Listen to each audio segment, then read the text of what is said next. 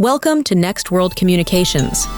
In this video, we'll show you how to process a refund on your Dejavoo QD2 or QD4 terminal using the NextWorld Communications payment processor. To begin, you'll see the terminal screen. Tap the screen to wake up the device and get started. Next, tap the Return option to start the refund process.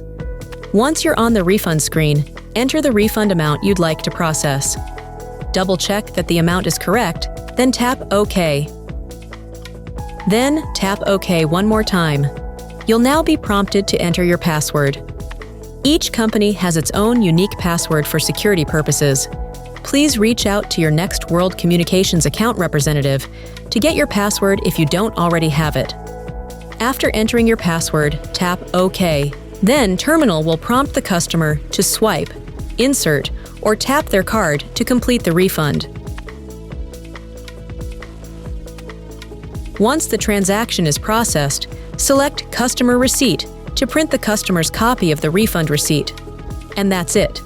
Your refund has been successfully completed using your Dejavoo QD2 or QD4 terminal with the NextWorld Communications payment system.